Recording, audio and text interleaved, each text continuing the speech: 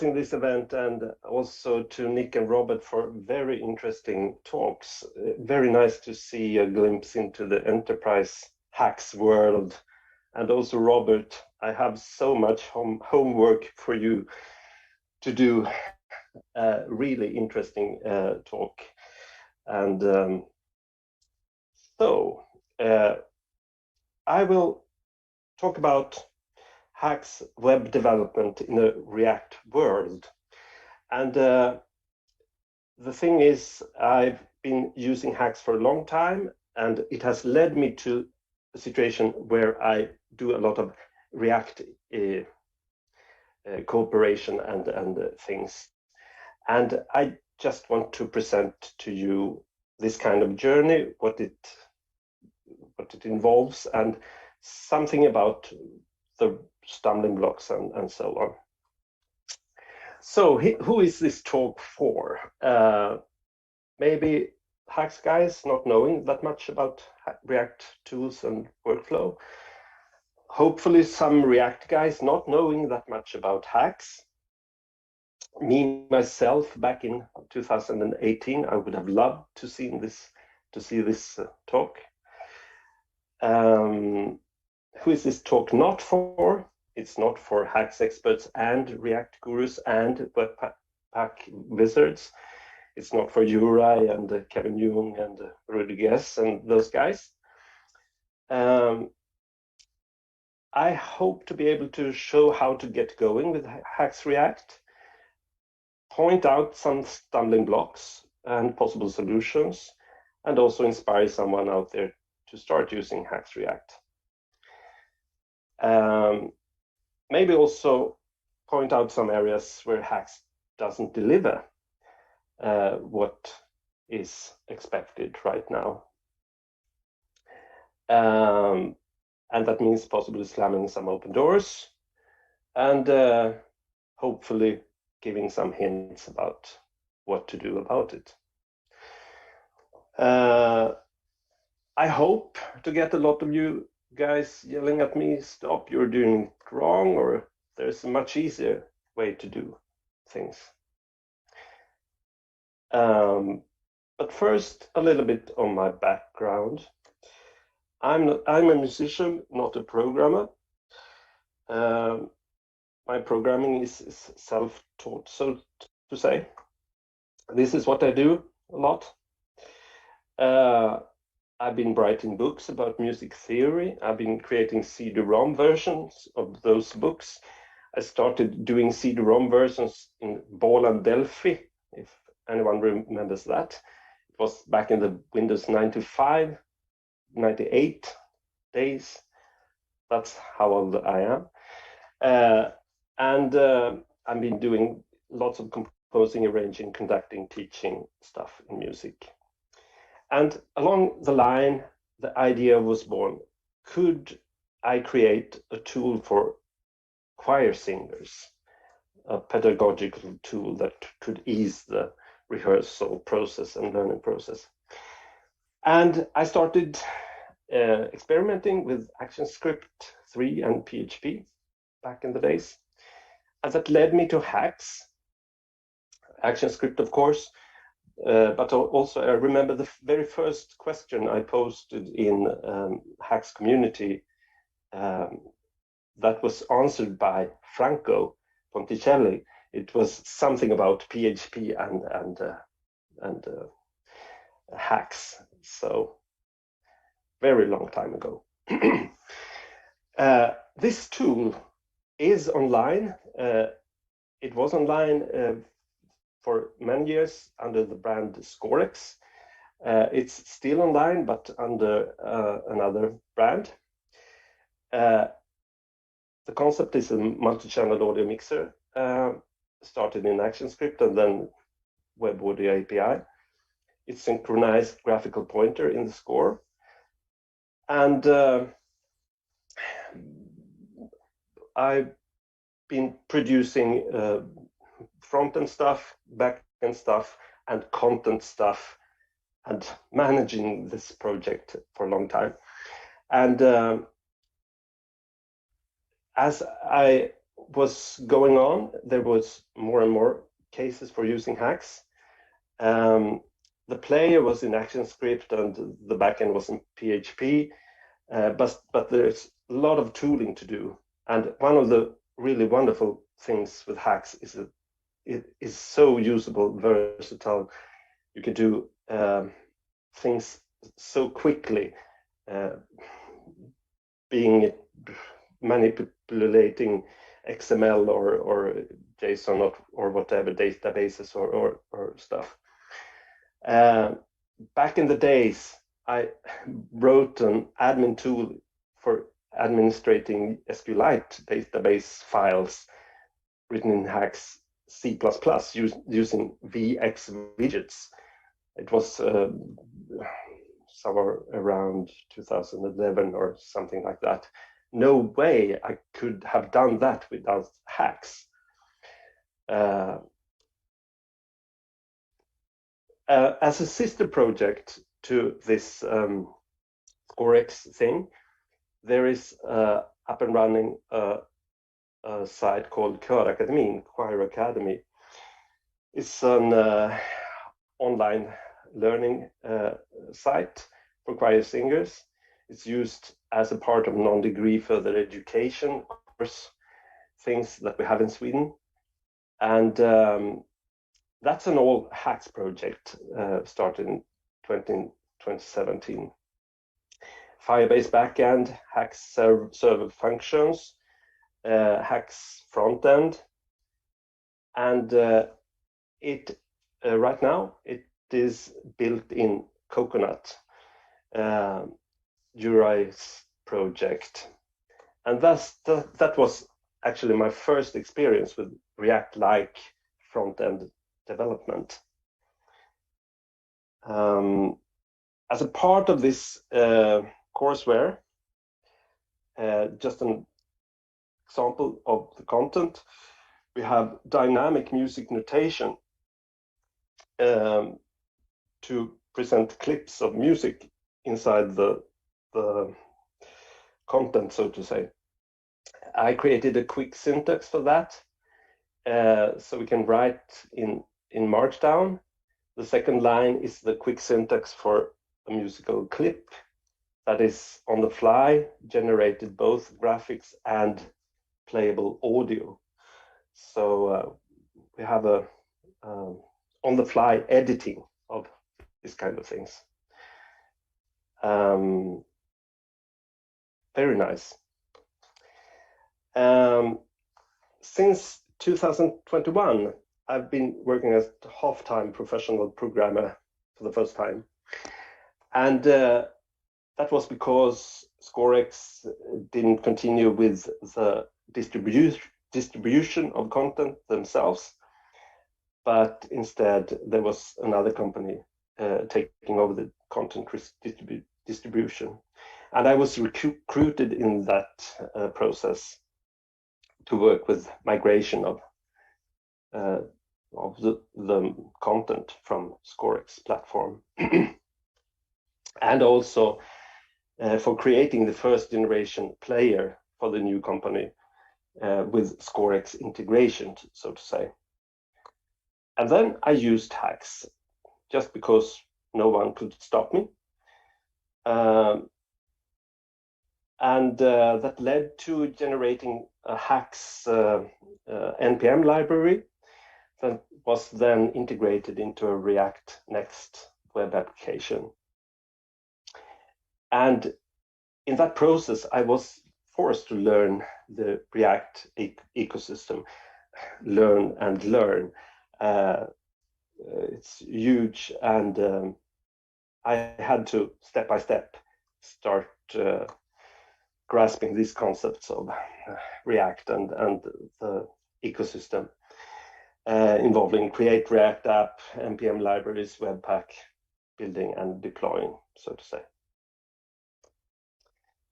Since then, not that much Haxe in that project, because someone could stop me, because of teamwork in the new company.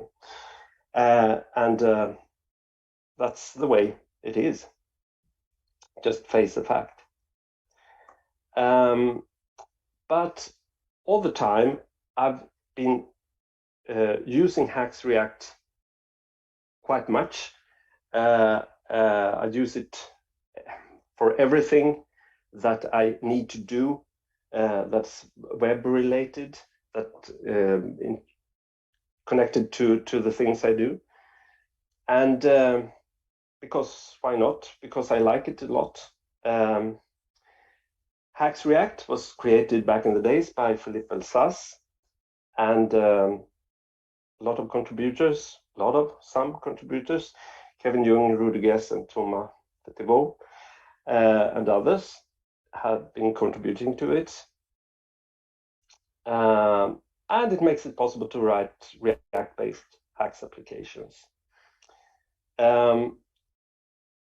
React, of course, as you know, is the biggest player when it comes to web development. There's tons of tutorials and examples. I just want to, in this context, give a head up for the alternative MVC Coconut, Jurai's Haxe alternative, so to say, that can use React as underlying rendering layer, or the native Coconut one. It may be more Haxe-ish than Haxe React, naturally, and it's definitely more Haxe-tinkish as it's created by Jurai. So I want to give a look into how to integrate Haxe in a Create React app project. We will set up a project. We will integrate Haxe into the workflow. I want to point out some stumbling blocks that you might face when you do this, and hopefully point out some solutions. And I would be happy if I get feedback on this, ideas or improvements. The source code is on this GitHub repo, and there are branches for the steps that we are going through. Here's a quick glimpse on the versions that I'm using right now. Maybe useful in the future, at least. So, just setting up a Create React app, just the standard stuff, a JavaScript project. We start the dev service and we spin it up, and we get the famous React logo spinning. Nothing fancy there. We bring Haxe into the game. We add a build.xml and test.hx into our project. I use a separate folder for that. And in the build.hxml, we are not using a main because we are building a library here. We're not creating the main entry point for the application. That's handled by our React application. So no main in .hxml, hard to pronounce. And also note that we are generating our JavaScript inside the Create React app source folder. I'm using the flags JS Classic and JS ES6 to give a bit prettier JavaScript. And as a first test function, we just create a say hello one, and we trace a hello statement string. We must use the expose metadata to export the test class to make it importable from the JavaScript main application. And then into the app.js, we can now import this Haxe generated class using standard JavaScript import ES6 style. And everything works fine, or no, it doesn't. ESLint doesn't like the JavaScript generated. As soon as we import this test class, we get this ESLint message. We can, of course, solve it with some configuration stuff in ESLint setup, but I do it this way. I use Haxe for this. I create a ESLint file containing just a ESLint disable statement, just a normal text file, and I, in the build.hxml, tell the Haxe compiler to include the content of this file in every generated Haxe file compiled. And we then get the ESLint disable statement at the top of our Haxe files. That's one way of doing it. Build macros in Haxe. Now things work, and we can also consume our Haxe function and get the expected output in the console. Nothing fancy. We are up and running with Haxe in this context. So let's bring in React. I do it this way. I create a local repo just because it's handy. We install Haxe React, Haxelib install React, and we add it to the build.hxml. L for the library or lib. I also include some compiler flags to be able to use fragments in the JSX code, and also some other thing. I don't even remember what that really does. So when it comes to React, everything nowadays is about functional components. So we will start there. And when we want to use JSX in our Haxe code, we need to import the React macro.jsx that parses the JSX and makes it possible to use it in Haxe code.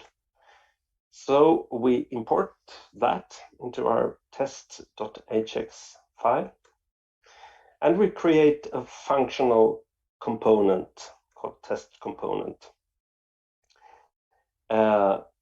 Please note that we have to use capitals for the function name here, because that's the React way of dealing with functional components.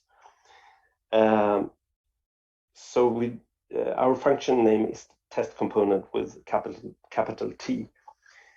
And also we use expose and native metadata to make this component visible as a library, so to say, importable in the app.js. And we also add keep to avoid dead code elimination to strip it away. Those things. And it returns the JSX code that we have to wrap in the JSX function still, because we are waiting for the XML DLS Haxe evolution to sort this out. Not a really big deal. It works quite fine to use this JSX wrapper, but why? It would definitely scare off a React developer when seeing this.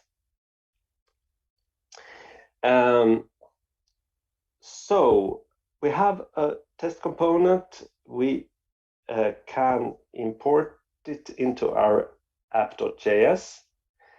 And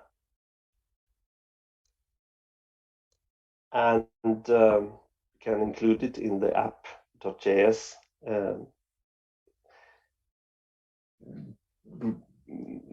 application, so to say. And we have the expected result output. Next thing, using hooks for state management and everything else, almost in function components in React. To do that, we can install the library React hooks. We add it to build.hxml. Thanks to Juraj for pointing out how to implement this. Let's see how to use state in our functional component. We import React hooks. Let's create a number state. And as you can see, it's here explicitly typed as a hook state int.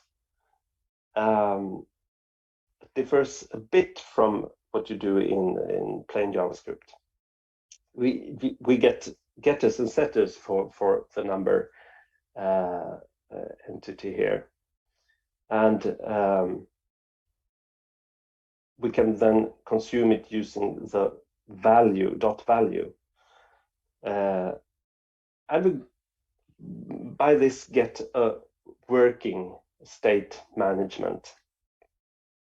A closer look on this in plain JavaScript, we get an array, two entities, number and set number, the value itself and its setter function. This hook state management in Haxe, get the number that has this setter and getter built in, so to say.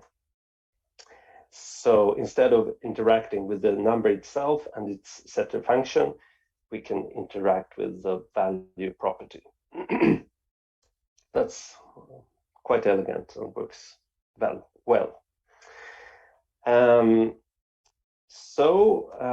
Using props, nothing special here. We can define the prop type.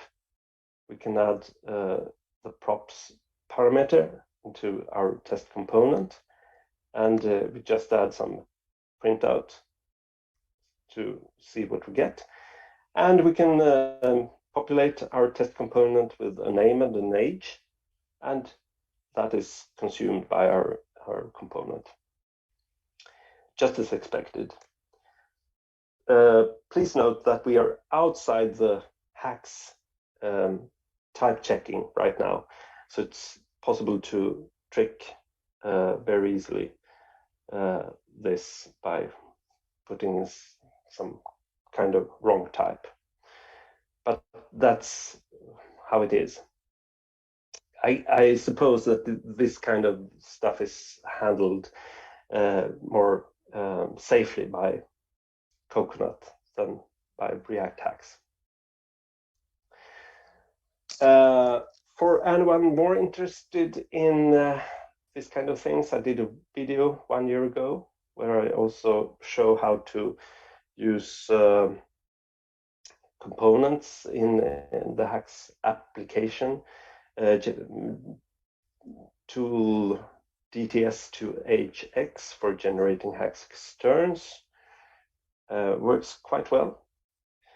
So far, so good. Let's build for deployment. Bam. Here comes the second problem, that React scripts build statement, or what it's called, doesn't accept the output of Haxe.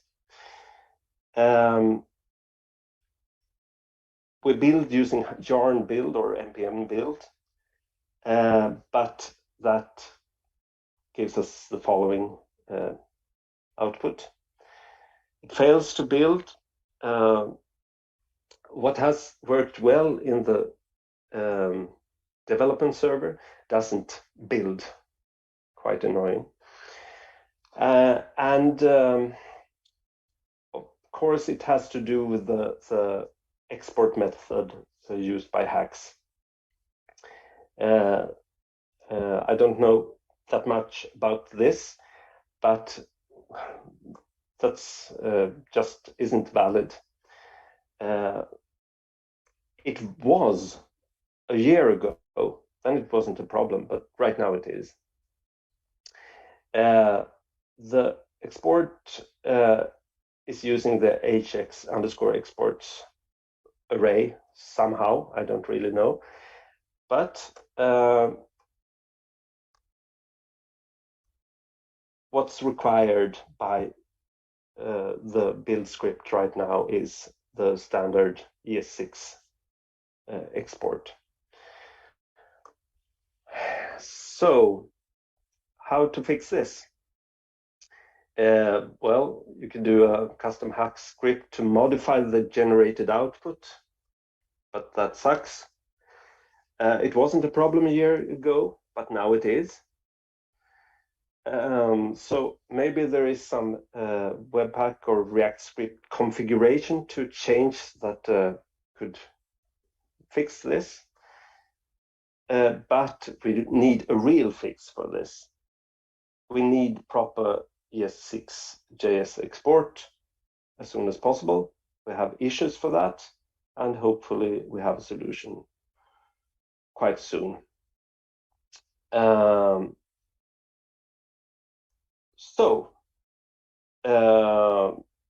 There is a way to get around this, and that involves using Ben Merck's genes library. That's really very interesting.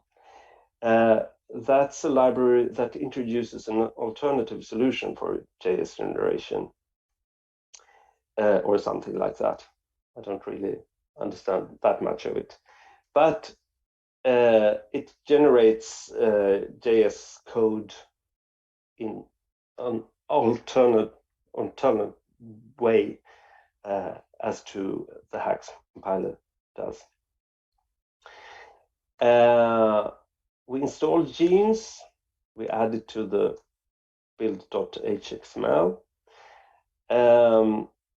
Here we also need to include a compiler directive, genes.banner, to include this ESLint disable because of the same reason as we did before.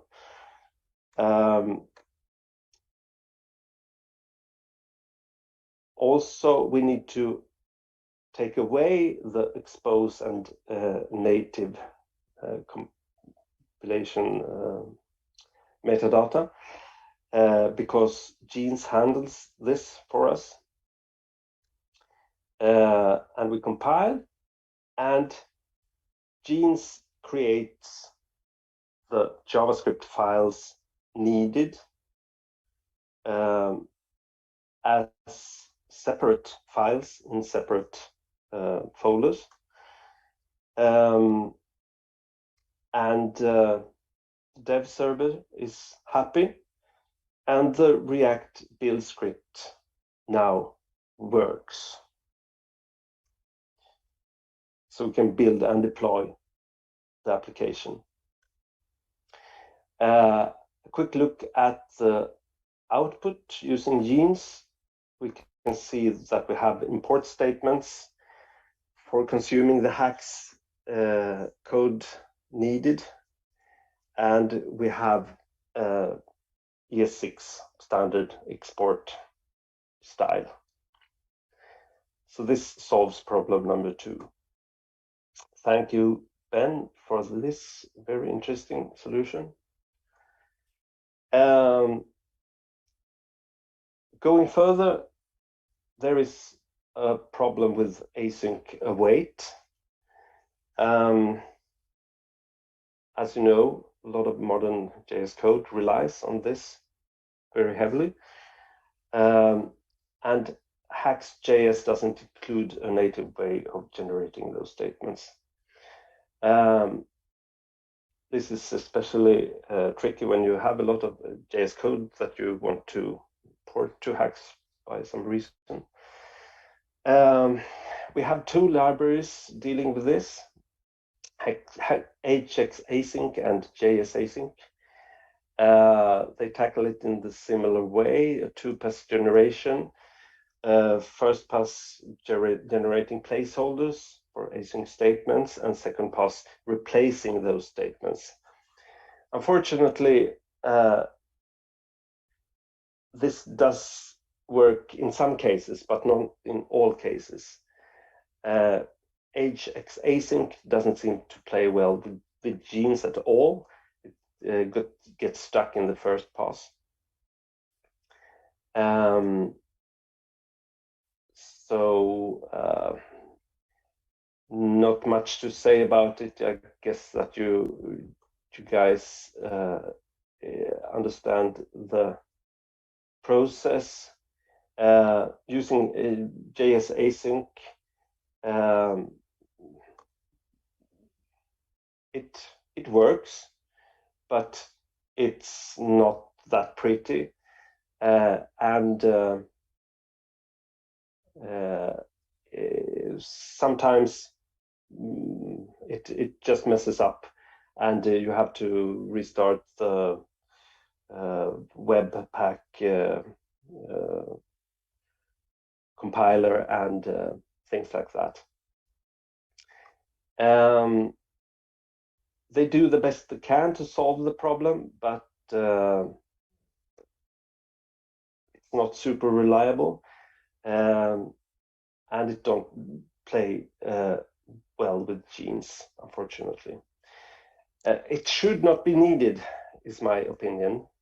So, dear compiler team, we need an official working solution as soon as possible.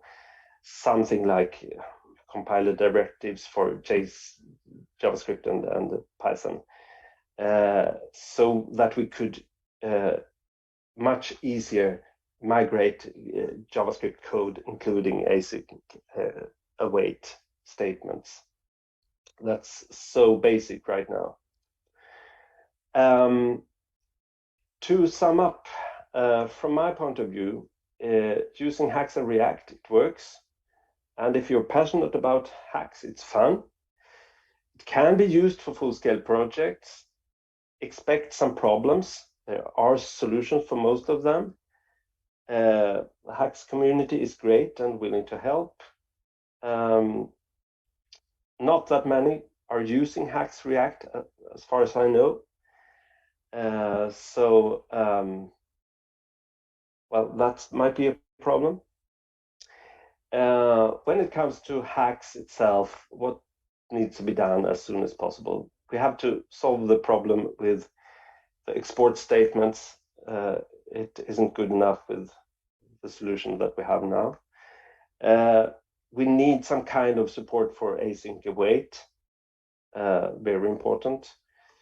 And we need to solve the thing with XML DLS so that we can use JSX directly in Haxe code without any wrappers or things like that. And we would need something like the genes output directly from Haxe, so that we can bring the Haxe generated code into a professional React project with honor, and not the kind of single file output alternative that we have today without genes. So that it becomes a solid TypeScript alternative or something like that. That's it. Thank you for creating this event and so on. If anyone is interested in this presentation, there's a link how to find it. Thank you very much. Thank you. We had some discussions in the chat about the difference between Haxe React and React Next. And I'm not sure if I missed it in your presentation, but did you mention React Next as an alternative to Haxe React at all? Actually, I didn't. I haven't used React Next myself, unfortunately. Okay.